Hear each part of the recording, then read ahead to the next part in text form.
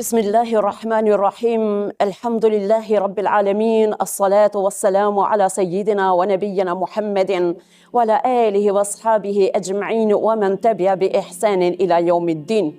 Falënderimet dhe lavdërimet i takojnë vetëm Allahu xhalla shanhu, krijuesit të gjithësisë, kurse salavatet dhe selamet i drejtojnë Muhammad Mustafa sallallahu alaihi wasallam, familjes së tij, shokëve të tij dhe gjithë atyre të cilët e ndjekin rrugën e tij deri në ditën e gjykimit.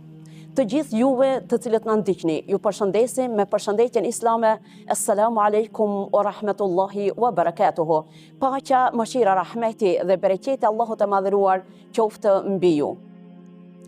Në emër të KMSH-s, uroj muajin e shenjtë të Ramazanit, muajin e Kur'anit Kerim, muajin e agjërimit, muajin e pendimit, muajin e solidaritetit, muajin e pastrimit shpirtëror dhe fizik.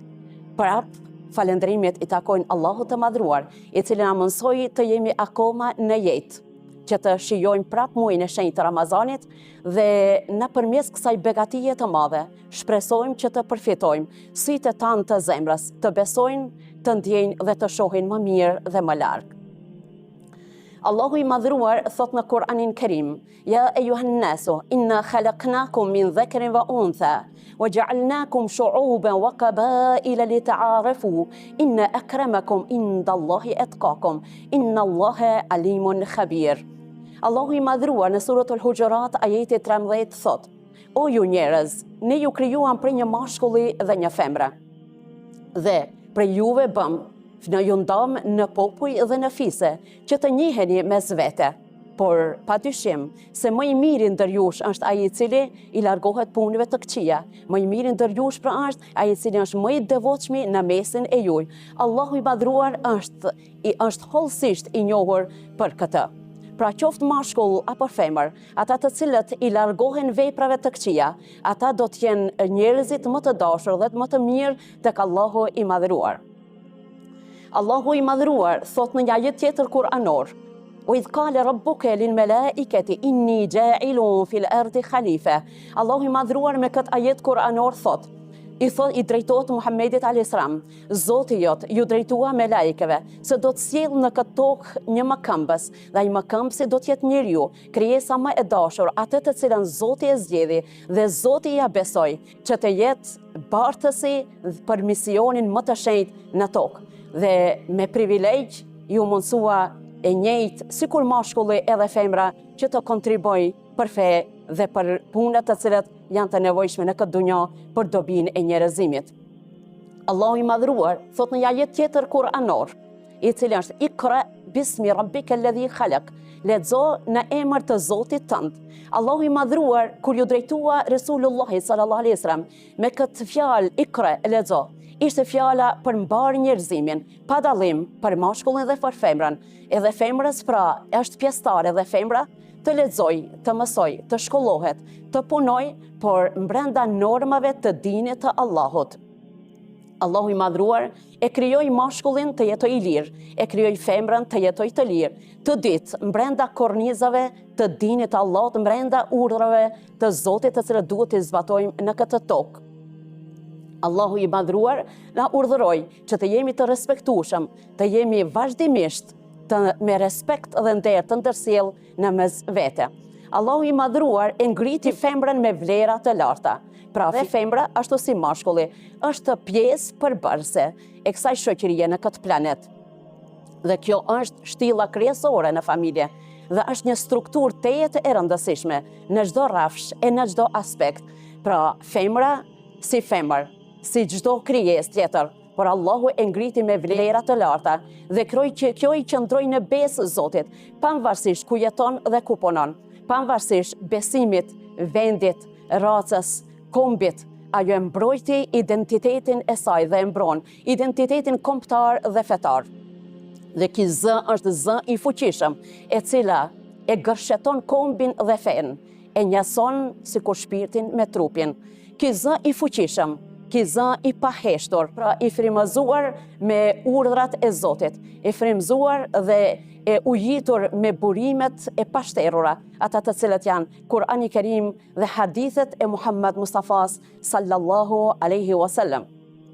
Allahu i madhruar Tha në Kur'anin Kerim: "Walau annama fil ardi min shajaratin aklamu wal bahru yamudduhu min ba'dihi sab'atu abhur ma nafidat kalimatullah inna Allaha azizun hakim." Allahu i madhruar tha në suratul Luqman ajetin 27, sikur në këtë tokë gjithë drujt të bëhen pena, të bëhen lapsa dhe gjithë ujrat e detrave të bëhen ngjyrë shkrimi, të bëhen bojë për të shënuar dhe 7 herë të shtohet kjo ngjyrë, fjalët e Allahut të madhruar nuk do të marrin fund. Fjalët e Zotit nuk do të shteren dhe Zoti është i plot fuqishmi dhe i urti. Ky libër i madh, ky libër i shenjtë, të cilin nuk pa qiell dhe toka libër më të madh, i cili erdhi në këtë tokë udhrafies për mbar njerëzimin, i cili erdhi me ligjet më të përsosura, për krijesën më të përsosur me emrin njeri. Çdo fjalë, çdo ajet, çdo sure, nuskha komplet i kompletuar Kur'ani Kerim ju besua një femre. Pra rojtarja e Kur'anit Kerim e botimit të parë ishte femër, ishte Hafsa bint Omer radiallahu anhu, ishte kjo femër e cila hafize Kur'anit Kerim dhe dinte shkrim dhe lexim, por ja që ishte rojtarja e librit udhrafijesit të mbar umetit Muhammed sallallahu alaihi wasallam, zërat e femrave me ardhjen e fesë Allahut të madhruar. Kur dihet se një kohë femra ka qenë ajo e cila zëri i saj ka qenë i ngulfatur, zëri i saj ka qenë i humbur, i kanë varrosur të gjalla dhe i kanë keq trajtuar në mënyrën më njerëzore, kurse Islami e nxorri nga robria e errësirës asaj ignorance dhe e mbrojti femrën, e ka mbrojtë dhe do ta mbrojë moralisht deri në ditën e gjykimit. Zërat të cilët nuk pushuan, zërat të cilët ishin të ngritur me ardhjen e Islamit, me ardhjen e jurisprudencës islame, ishte zëri i Khadijës radhiyallahu anha, e cila ishte zëri i besnikërisë dhe i tregtisë.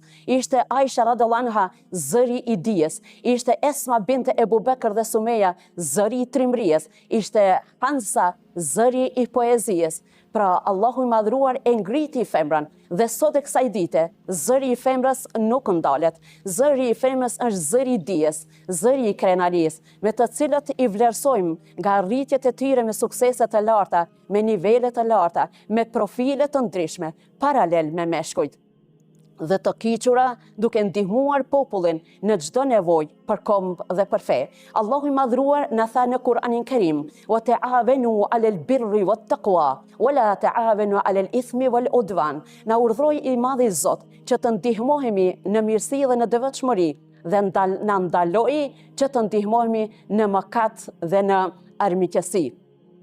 Dhe këto femra edhe më shumë i vlerëson, vlera e tyre edhe më shumë rritet për këto femra të cilët na sjellin breza të cilët e ndihmojnë, breza të cilët e ruajnë dhe mbrojnë traditën, kulturën kombëtare dhe fetare, duke ruajtur esencën se kush jemi dhe nga kemi ardhur me komb dhe me fe. Këtu mundemi ta marrim shembull nanën Zahide nga Prekazi, e cila po mos kishte qenë kjo nanë, e cila e edukoi dhe i mësoi bijtë e vet, të cilëve ju ngeli emri i tyre në histori dhe nuk do t'ju shlihet kurrë sa të ekziston kjo botë dhe deri në ditën e gjykimit këta do t'jenë emra të paharruar.